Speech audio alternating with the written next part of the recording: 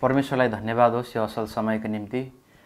परमेश्वर भला हुनुहुन्छ, उहाँको अनुग्रह तपाईँ र मेरो निम्ति प्रशस्तै छ। प्रियजन, फेरि पनि तपाईको जीवनमा परमेश्वरको वचनलाई बोल्न र तपाईलाई आशिष पुर्याउन र तपाईको सम्बन्ध परमेश्वरसँग घनिष्ठ भएको होस् भनिकिन यो वचन लिएर म तपाईको अगाडि आएको छु। परमेश्वरलाई धन्यवाद र तपाईलाई स्वागत छ यस वचनमा। र आज हामी वचनलाई सुरु गर्नेछौँ। मत्तीको किताब 24 अध्यायबाट परमेश्वरको वचनलाई हेर्नेछौँ। यहाँ यसरी लेखिएको छ, मत्ती 24 को 37 मा, मानिसको पुत्रको आगमन नोआको दिनहरू जस्तै हुनेछ।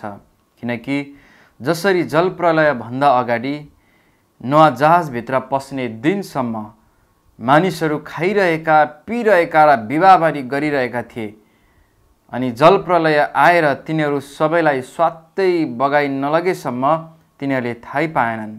मानिसको पुत्रको आगमन पनि त्यस्तै हुनेछ। प्रिय, वचनमा लेखिएको छ नोआको जलप्रलय हामीलाई थाहा छ, बाइबलको घटना प्रिय हो। जब परमेश्वरले मानिस जातिलाई हेर्नुभयो पृथ्वीमा, तब मानिसहरू पापमा यति धेरै लागि परेका थिए कि ईश्वर बिर्सिएका थिए। ईश्वर बिर्सिएर बनाउनु हुने परमेश्वरलाई भुलेर अन्य कुरोमा, आफ्नै काम धन्दामा, पापको काममा, हरेक कुरोमा लागि परेर परमेश्वर भुली पठाए। अनि जब परमेश्वर भुलेर उहाँको उद्देश्य अनुसार नभएर ठिक विपरीत मानिसहरू काम गर्न, हिँड्न, बोल्न, सबै व्यवहार गर्न थाले, परमेश्वरलाई मानिस बनाएकोमा अफसोस लाग्यो। अनि नोआको जलप्रलय परमेश्वरले पृथ्वीमा गर्न बाध्य हुनुभयो। र तपाईलाई थाहा छ यो घटना, जलप्रलयमा नोआ र उसको परिवार मात्रै बाँचेको छ। तरै पनि नोआलाई परमेश्वरले भन्नुभयो कि जलप्रलय हुनेछ र यस्तो क्षति हुनेछ भनिकिन, र नोआले धेरै मानिसहरूलाई यस्तो यस्तो हुँदैछ, तिमीहरू पश्चाताप गर भन्दै गर्दा कुनै मानिसले पनि नोआको कुरालाई सुनेनन्, कुनै मानिसले पनि नोआको कुरालाई पत्याएनन्। त्यही कारण वचनमा लेखिएको छ, नोआको जलप्रलयको दिनसम्मै पनि मानिसहरू खाइरहेका थिए, पिइरहेका थिए, विवाहबारी गरिरहेका थिए, मोजमजा गरिरहेका थिए, सबै अनेक किसिमका गरिरहेका थिए। यद्यपि नोआले भनेका थिए कि परमेश्वरको जलप्रलय हुँदैछ, पानी पर्दैछ, पृथ्वी सर्वनाश हुँदैछ, पश्चाताप गर भनिकिन, तरै पनि मानिसहरूले मानेका थिएनन्। प्रिय, आजको समय पनि तपाईँ र म जुन समयभित्र जिरहेका छौँ प्रिय, वास्तवमा म तपाईँलाई उत्साह दिन चाहन्छु, परमेश्वरको आगमन नजिक छ। यी सबै कुरा देख्दा देख्दै पनि वचनमा लेखिएको छ, मत्तीको किताब 24 मा, प्रभुको आगमन हुन अघि, परमेश्वरको पुत्र येशू ख्रीष्ट आउन अघि संसारमा यस्तो यस्तो घटनाहरू घट्नेछ, यस्तो विपत्तिहरू हुनेछ, यस्तो महामारीहरू हुनेछ, यस्तो सबै कुराहरू प्राय मत्ती 24 अध्यायमा वचनमा उल्लेख गरिएका छन्। र हामीलाई थाहा छ प्रभुको दिनमा यस्तो हुनेवाला छ भनिकिन। तरै पनि आज धेरैजना, म चर्चसँग बोल्दैछु प्रियजन, म मानिस विश्वास गर्नेहरूसँग बोल्दैछु, धेरैजना वचन थाहा हुँदा हुँदै पनि, प्रभुको दिन नजिक छ भने थाहा हुँदा हुँदै पनि अझै पनि आफ्नै धन्दामा, आफ्नै कामकाजमा, आफ्नै तौड तरिकामा अल्झेर परमेश्वरले भुली पठाएका छन्। यहाँ लेखिएको छ 44 पदमा, यसकारण तिमीहरू पनि तयार रहो, किनकि मानिसको पुत्र तिमीहरूले नचिताएको बेलामा आउनेछन्। प्रिय, जुन महामारीको बिचमा छौँ हामी, कोरोनाको महामारी, अहिले हेर्नुभयो भने जलप्रलय महामारी, अनिकाल, भूकम्प, देशको विरुद्धमा देश, जातिको विरुद्धमा जाति, धर्मको विरुद्धमा धर्म, परिवारको विरुद्धमा परिवार, दाजुभाइ एकअर्काको विरुद्धमा, बाउछोरा एकअर्काको विरुद्धमा, संसार यति विघ्न दूषित भइरहेको छ, संसार यति विघ्न अन्त्यको दिनको निम्ति बेगसँगले लम्किरहेको छ। अनि आज तपाईँ र म वचन जान्ने मानिसहरू यी सबै कुरा देख्दै गर्दा के तयारी हुँदैछौँ? के तपाईँ र म यी सबै कुरा देख्दा देख्दै आज तयार हुँदैछौँ कि नदेखे झै गर्दैछौँ? यी सबै महामारी, अनिकाल, रूढी सबै कुरोलाई केही पनि होइन, 1-2 दिनमा जान्छ भनेर तपाईँको मनमा त्यति नै मात्र छ कि प्रभुको दिन नजिक आउने सङ्केत हो भन्ने तपाईँको मनमा छ।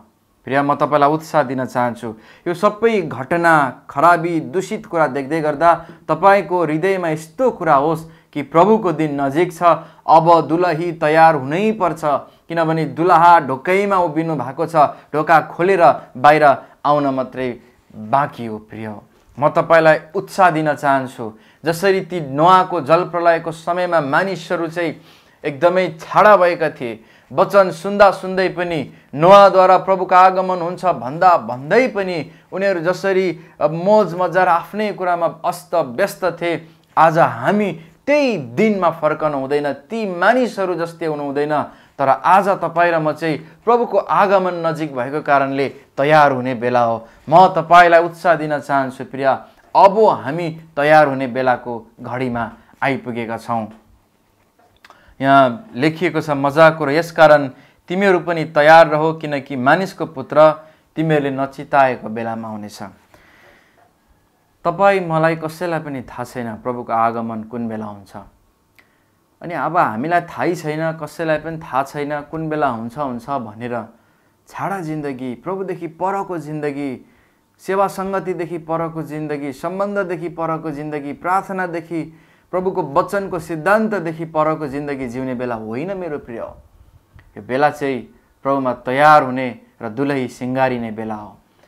अनि जोहरू सिँगारिएका हुन्छन्, अनि जोहरू वास्तवमै यो कुराहरूलाई देखेर ख्रिस्टको प्रतीक्षा गरिरहेका हुन्छन् र दुलहा आउने तयारीमा जुटेका हुन्छन्, लागि परेका हुन्छन्, परिश्रम गरिरहेका हुन्छन्, तिनीहरू बचाइनेछन्। प्रिय, जब मृत्युको दूतले तपाईँ र मेरो वरिपरि ताण्डव नाचिरहेको हुन्छ प्रिय, जब महामारी र मृत्युको दूत तपाईँ र मेरो वरिपरि राज्य गरिरहेको हुन्छ मेरो प्रिय, त्यतिखेर तपाईँ र मलाई बचाउने त्यस चौथो व्यक्ति मात्रै हो। प्रिय, आज म तपाईलाई त्यस चौथो व्यक्तिको विषयमा भन्नेवाला छु, जुन चौथो व्यक्तिले मृत्युको दूत वरिपरि हुँदा तपाईँ र मलाई बचाउँछन्, जुन चौथो व्यक्तिले सबै किसिमका खराबी र बुराई हाम्रो वरिपरि हुँदा हाम्रो निम्ति भलाइ उत्पन्न गरिदिन्छन्।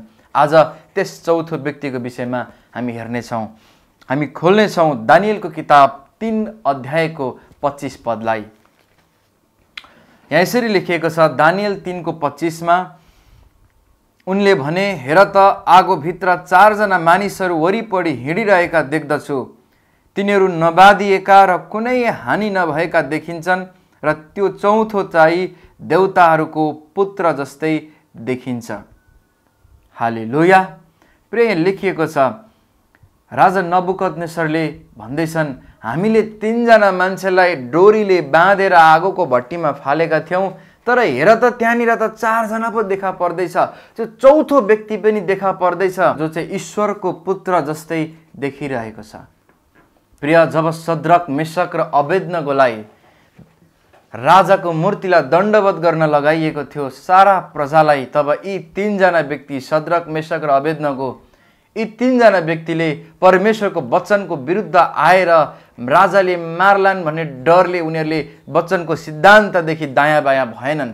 यी 3 जना व्यक्ति चाहिँ राजाको डरले गर्दा प्रभुलाई नै अपमान तुल्याएनन्, परमेश्वरको व्यवस्थालाई उल्लङ्घन गरेनन्, र यिनीहरूले राजाको मूर्तिको अगाडि दण्डवत गरेनन्।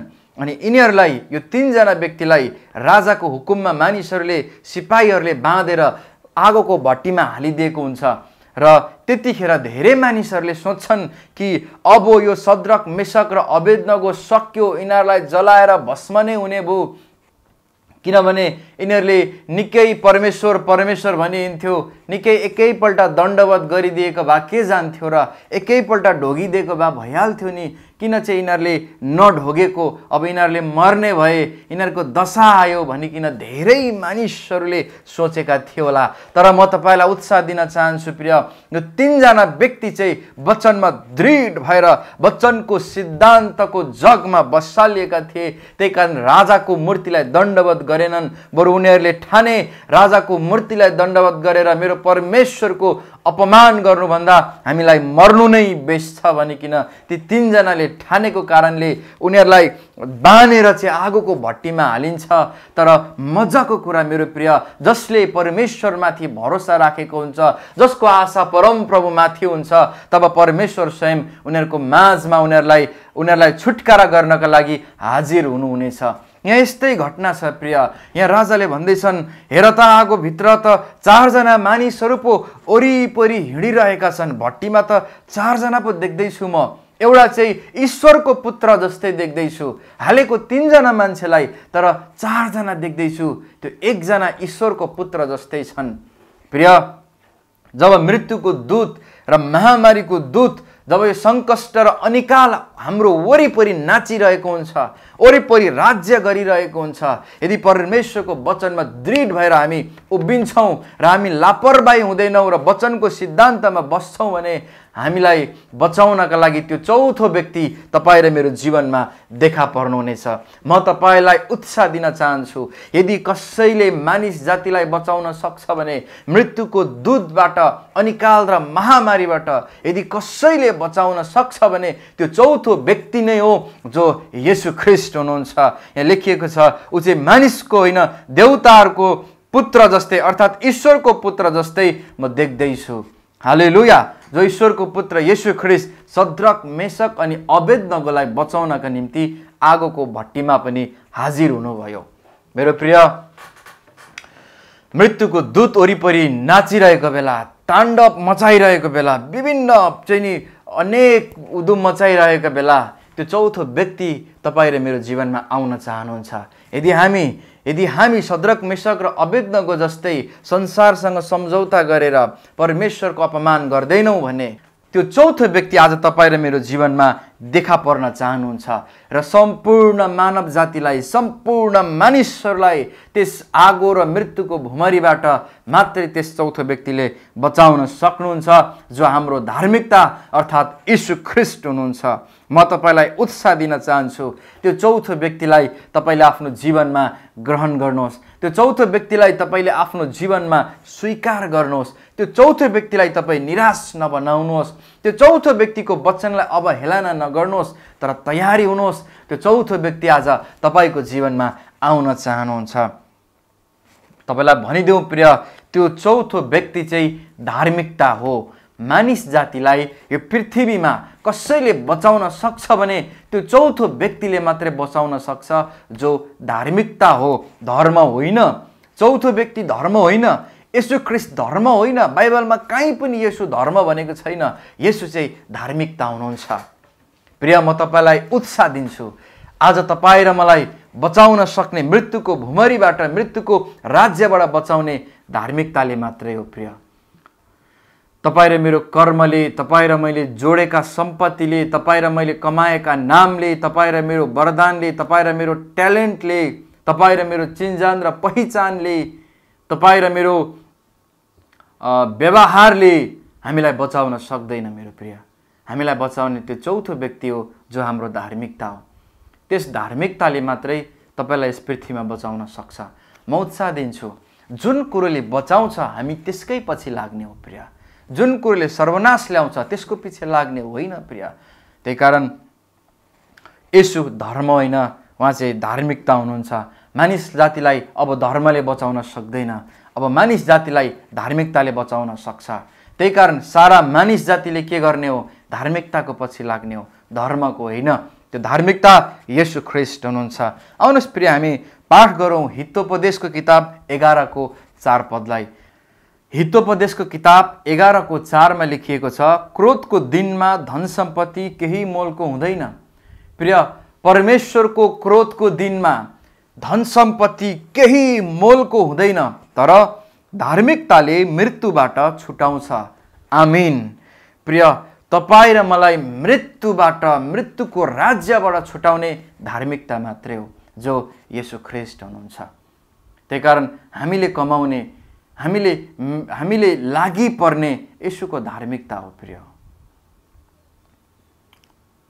जब क्रोधको दिन आउँछ मानिसको जीवनमा, तब कमाएका धन सम्पत्तिहरू हामीलाई यथार्थ थाहा छ। संसारलाई यसो वरिपरि आँखा बन्द गरेर हेर्नुहोस् प्रिय, आँखा बन्द गरेर हेर्नुहोस्, संसार कस्तो छ अहिले, खोलेर हेर्न पर्दैन। प्रिय, संसार कुन रफ्तारमा, कुन चाहिँ दिशातिर लम्किरहेको छ। प्रिय, यहाँ कमाइएका सबै धन सम्पत्तिहरू पनि बेमोलका भएको छन्, यहाँ जोडेका सबै इज्जतहरू, धन सम्पत्तिहरू पनि बेअर्थको भएको छन्। प्रिय, यहाँनिर बचाउने भन्ने कुरा अब पृथ्वीको केही पनि थोक रहेन प्रिय।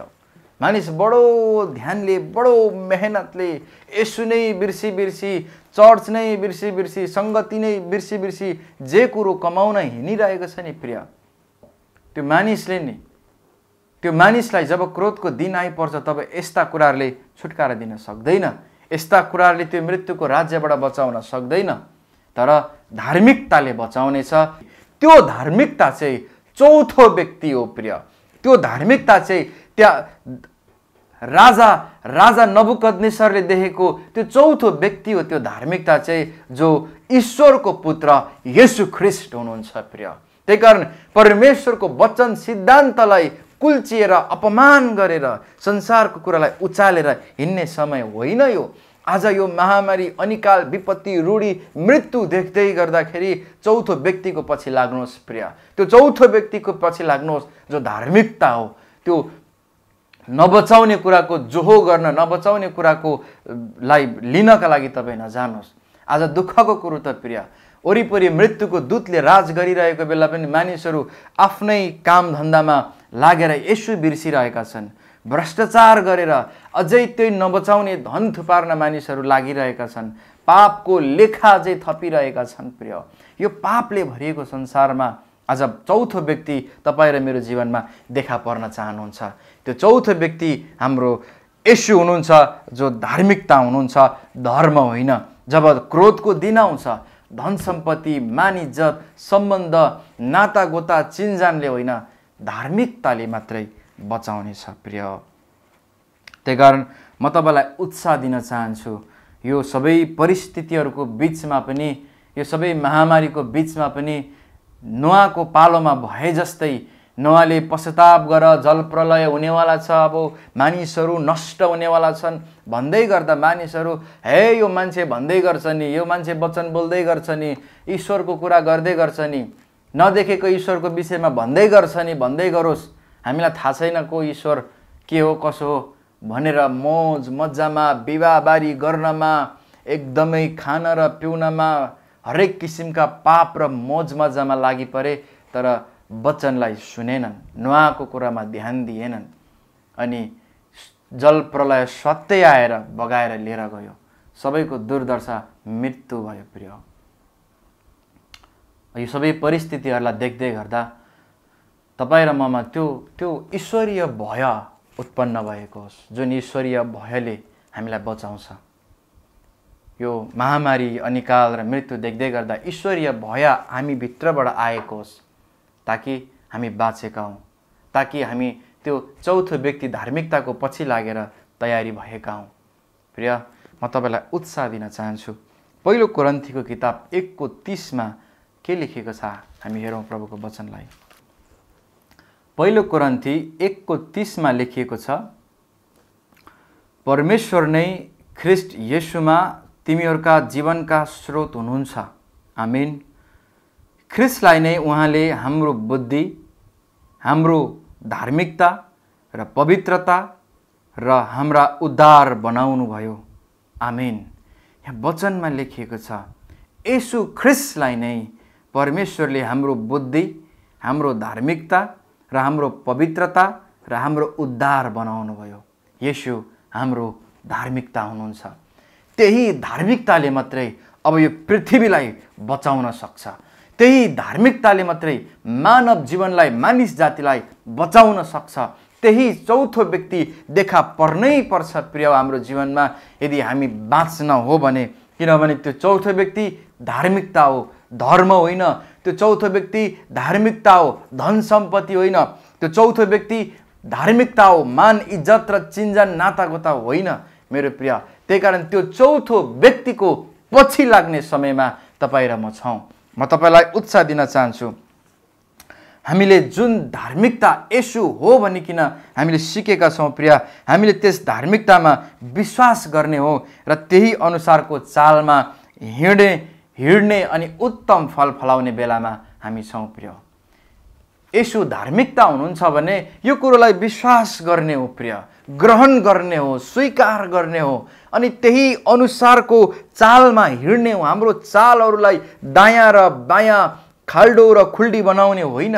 त्यही धार्मिकतामा विश्वास गरे अनुसारको चालमा हिँड्ने अनि त्यही चालमा हिँडे अनुसारको उत्तम फलहरू फलाउने समयमा हामी छौँ प्रिय। तर यदि हामी नझुक्कौँ प्रिय, यदि हामी भन्छौँ यसो हाम्रो धार्मिकता, हामीलाई यसोले बचाउनुहुन्छ, तर त्यो धार्मिकतालाई विश्वास गर्दैनौँ, त्यो विश्वासको अनुसारको चालमा हिँड्दैनौँ, त्यो चालमा हिँडे अनुसारको फल फलाउँदैनौँ भने नि मेरो प्रिय, त्यो चौथो व्यक्ति हाम्रो जीवनमा देखा पर्न असम्भव छ प्रिय। म तपाईलाई बताउन चाहन्छु प्रभुको वचनबाट, जसरी नोहाको पालोमा चाहिँ मानिसहरू आफ्नो मोजमजामा थिए, अब समस्या र अन्त्यको दिन आउँदैछ भनेको थाहा पाउँदै पनि त्यस वचनलाई अवहेलना गरे। म तपाईलाई भन्न चाहन्छु, तपाईको हृदयले यस वचनलाई अवहेलना नगरेको होस्। तपाईको हृदयले यो वचनलाई गम्भीरतापूर्वक लिएर आफ्नो हृदयमा ग्रहण गरेको होस् प्रिय। किनभने धन सम्पत्तिले क्रोधको दिनमा बचाउँदैन, तर क्रोधको दिनमा धार्मिकताले मात्र बचाउँछ। जुन धार्मिकता प्रभु येशू ख्रीष्ट हुनुहुन्छ, अबको समय चाहिँ त्यो धार्मिकतामाथि साँचो रूपमा विश्वास गर्ने, विश्वास गरे अनुसारको चालमा हिँड्ने, त्यो चालमा हिँडे अनुसारको फल फलाउने समय हो प्रिय। अनि यो परिस्थिति यो तरिकाले हामी अघि बढ्छौँ भने त्यो चौथो व्यक्ति तपाईँ र मेरो जीवनमा आउनुहुनेछ। त्यो चौथो व्यक्ति तपाईँ र मेरो जीवनमा देखा पर्नुहुनेछ र तपाईँ र म बचाइनेछौँ प्रिय। हामी नोआको समयका मानिसहरू जस्तै जानी पनि थाहा हुँदै पनि अब छाडा हुने समयमा छैनौँ प्रिय। तर यतिखेर यो समय भनेको प्रिय हामी तयारी हुने, उहाँको धार्मिकताको विश्वासको चाल अनुसार हिँड्ने बेलामा छौँ प्रिय। किनभने लेखिएको छ, मानिस जातिलाई उसले कमाएको धन सम्पत्तिले, उसले जोडेको धन सम्पत्ति मानिजत कुनै पनि कुराले बचाउनेवाला छैन, तर मात्रै धार्मिकताले बचाउनेवाला छ। सम्पूर्ण मानव जातिलाई, यस पृथ्वीमा जति मानिस छन्, यो मानिस जातिलाई यो मृत्युको दूतबाट, मृत्युले राज्य गरेको वरिपरिको यो परिस्थिति, खराब वातावरणबाट यदि कसैले बचाउन सक्छ भने त्यो चौथो व्यक्ति धार्मिकताले मात्रै हो। यदि धार्मिकताले बचाउँछ प्रिय, यदि त्यही चौथो व्यक्तिले मात्रै बचाउन सक्छ भने किन त्यो चौथो व्यक्तिमा ध्यान नदिने? यदि धार्मिकताले नै मात्र बचाउन सक्छ भने किन त्यो धार्मिकतामा मात्र हामी ध्यान नदिने प्रिय? म उत्साह दिन चाहन्छु, अब तपाईको ध्यान प्रिय संसारमा भन्दा अब धार्मिकतातिर लागेको होस्। अब तपाईको ध्यान त्यो नबचाउने कुरोलाई जम्मा गर्नुभन्दा बचाउने कुरोमा गएको होस् प्रिय। यहाँ दुःखको कुरो त के छ भने धेरैपल्ट हामीलाई थाहा हुन्छ बचाउने येशू मात्रै हो, तर हामी येशू छोडेर हामी अर्को पैसाको पछि लागिदिन्छौँ, येशू छोडेर हामी कामको पछि लागिदिन्छौँ, प्रभुको काम, सेवा, सङ्गति, परमेश्वरको वचन छोडेर हामी अर्कोतिर लाग्छौँ अनि भन्छौँ हामी धार्मिकतामा नै छौँ भनिकन हामी ठान्दछौँ प्रिय। परमेश्वरलाई अपमान गरेर, उहाँको शिरको अपमान गरेर, नबुकदनेस्सरको अगाडि दण्डवत गरे जस्तै संसारको अगाडि दण्डवत गर्नु गएर कहाँको इज्जत र मान हुन्छ परमेश्वरको? कुन चाहिँ धार्मिकताले हामीलाई बचाउँछ प्रिय? यो समय गम्भीर हुने बेला पनि छ, यो समय तयार हुने बेला पनि छ। र म तपाईलाई भनिदिउँ, धार्मिकतामा रहेकाहरूका लागि उत्सव मनाउने बेला पनि छ। किनभने धार्मिकताको त्यो चौथो व्यक्ति हाम्रो दुलहा आउँदै हुनुहुन्छ प्रिय, हामीलाई लिनको निम्ति आउँदै हुनुहुन्छ प्रिय।